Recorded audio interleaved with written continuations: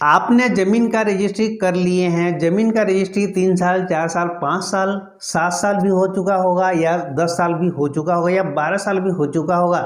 लेकिन दोस्तों आपने ज़मीन को खरीद कर छोड़ लिए हैं, आपने रजिस्ट्री कराकर जो है आपने छोड़ दिए हैं और एक काम जो रहता है जिसको आपने नहीं किया है तो वो ज़मीन आपका नहीं होता है, ताकि वो ज़मीन जो है जिनसे आपने ज़मीन खरीद रखा है उसी का ही ज़मीन माना जाता है। लेकिन दोस्तों वहाँ पर क्या करेगा, कुछ जो जिस व्यक्ति से आपने ज़मीन खरीद रखा था उस व्यक्ति हो सकता है दूसरे तीसरे व्यक्ति को भी और बेच सकता है वो, तो ऐसी मामला भी हो जाता है और इस टाइप का प्रॉब्लम बहुत ज़्यादा आते हैं। और कई बार क्या होता है कि ऐसी मामला कोर्ट में भी जो है पहुँच जाती है। हो सकता है आपने 10 साल तक या 12 साल तक आपने उस ज़मीन पर कब्जा नहीं किया, आपने रजिस्ट्री करा कर रख दिए हैं और आप सोच रहे हैं कि ये ज़मीन तो मेरा है, ठीक है, लेकिन दोस्तों वो ज़मीन आपका नहीं है एक्चुअल में। ताकि उसमें एक काम और करना पड़ता है जिससे कि आपको जो है ये परेशानी झेलनी पड़ती है। हो सकता है बेचने वाला व्यक्ति जो है आपने रजिस्ट्री कराने के बाद आपने एक गलती जो कर दिए हैं जिससे जो है वो व्यक्ति जो ज़मीन मालिक है वो तीसरे व्यक्ति को भी बेच सकता है, ठीक है। ऐसा कब होता है और बेच भी देता है, इस टाइप की होता है। और जब आप वहाँ पर आपके पास पूंजी होता है, आपने वहाँ पे घर मकान बनाने कर जाते हैं या उस ज़मीन पर कब्जा करने जाते हैं तो पहले से ही ऑलरेडी वो कोई और व्यक्ति वहाँ पर कब्जा करके बैठा हुआ है और आपके दोनों के बीच में जो है लड़ाई झगड़ा भी हो जाता है और बहुत सारे खून खराबी भी हो जाते हैं। तो इस तरीके से भी होते हैं, ज़मीन का मामला है तो ऐसी मामले में बहुत सारे मुकदमे भी होते हैं। तो आपको ये सारी चीज़ें सतर्क रहना चाहिए। अगर आप कोई भी ज़मीन खरीद रहे हैं तो खरीदने के बाद आपको जो है पूरी डिटेल जानना जरूरी होता है कि क्या क्या प्रोसेस होता है, किस तरीके से आपने जो है उस ज़मीन का रजिस्ट्री तो करा लिया है, लेकिन दोस्तों उसमें और क्या क्या प्रोसेस रहता है उसको भी जानना काफ़ी बड़ा महत्वपूर्ण चीज़ें होती है। कई बार क्या होता है कि अगर आपने ज़मीन का रजिस्ट्री करा चुके हैं और 12 साल तक आपने उसको जो है मोटेशन नहीं कराया है, तो उसको जो है दाखिल खारिज नहीं कराए हैं, तो आपको जो है ये प्रॉब्लम आ सकती है। 12 साल के बाद जो है वो ज़मीन किसी जिन व्यक्ति से आपने ज़मीन खरीद रखा था उसी का ही ज़मीन हो जाता है, ठीक है। आप उसका जो है आपको 12 साल तक उसको मान्य रहता है। आपके रजिस्ट्री के 12 साल के बाद जो है आप उस ज़मीन पर जो है कब्जा भी नहीं कर पाते। अगर उस समय अगर ज़मीन मालिक अगर सही है तब तो कोई दिक्कत नहीं है, 12 साल के बाद भी आप कब्जे में ले सकते हैं। या फिर ज़मीन मालिक किसी और व्यक्ति को भी वो बेच सकता है इतने साल के बाद। तो आपको जो है इतना गैप नहीं देना है। आपको अगर आप कोई भी ज़मीन खरीद रहे हैं तो उस ज़मीन का जो है रजिस्ट्री करने के बाद 15 दिन के बाद जो है आप उसको मोटेशन में लगा देना चाहिए, यानी कि दाखिल खारिज के लिए जो है एप्लीकेशन दे देना चाहिए होती है।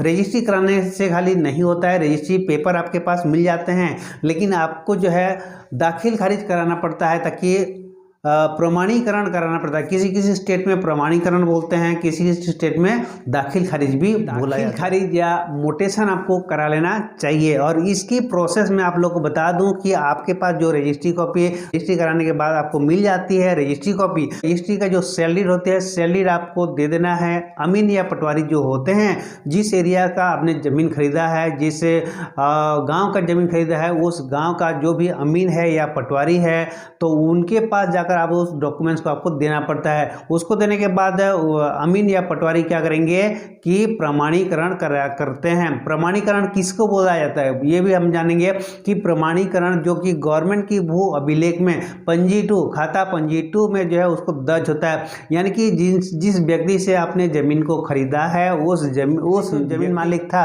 जिससे आपने ज़मीन खरीदा है उसके नाम पर जो दिखाई दे रहा है गवर्नमेंट की भू अभिलेख में पंजी 2 में जो नाम दिख रहा है उसको नाम को हटवाना रहता है। उसको हटवाकर आपका नाम जब आपने ज़मीन को खरीद लिया है तो आपका नाम वहाँ पे चढ़ना चाहिए। इसी को बोलते हैं ज़मीन का दाखिल खारिज या फिर ज़मीन का प्रमाणीकरण या इंग्लिश में मोटेशन बोला जाता है।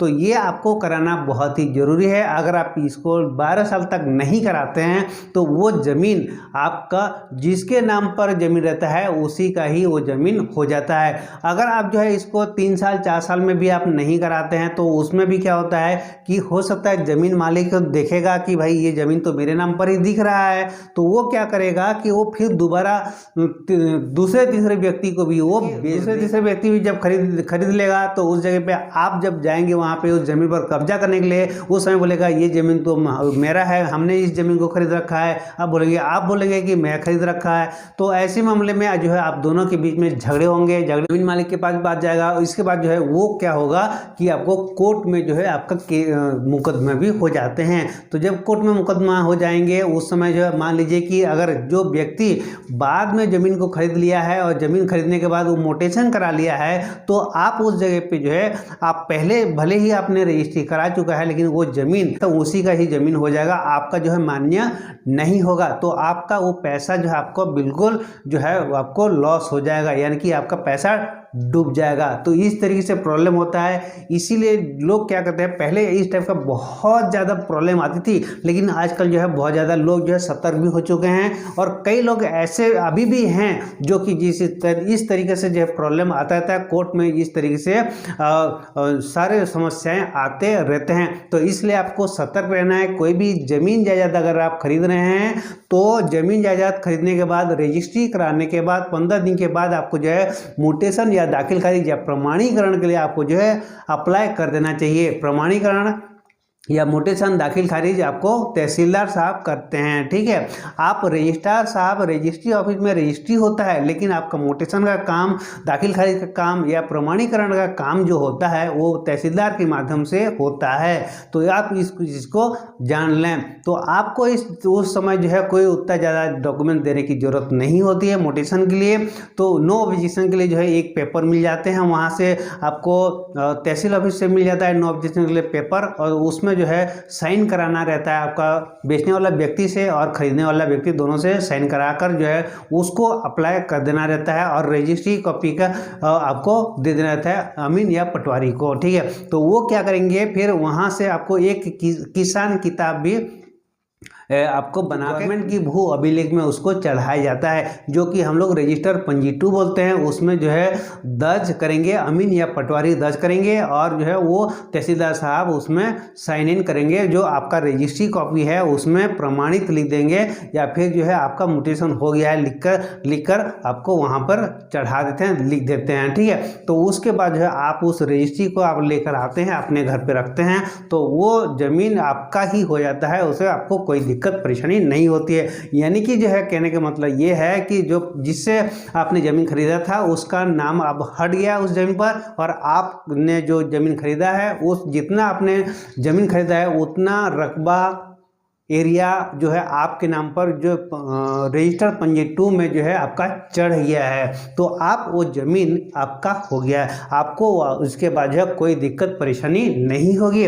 तो इस तरीके से दोस्तों आप जो है ये गलती ना करें, ताकि अगर आप कोई भी रजिस्ट्री करा चुके हैं तो उसको 15 दिन के बाद जो है म्यूटेशन या प्रमाणीकरण या आप दाखिल खारिज करवा लें। 15 दिन से लेकर जो है 3 महीने के अंदर आप करा सकते हैं, हो सकता है 6 महीने में भी करा सकते हैं, ठीक है। लेकिन कोशिश करिएगा 15 रजिस्ट्री होने के बाद 15 दिन से 3 महीने के बीच में जो आप करा लेंगे तो बेटर ही रहेगा। जितने जल्दी करा सकते हैं आपके ऊपर डिपेंड पड़ता है। दोस्तों आज के लिए इतने ही, फिर मिलते हैं नई वीडियो के साथ। तब तक के लिए आप सभी को मेरा तहे दिल से नमस्कार।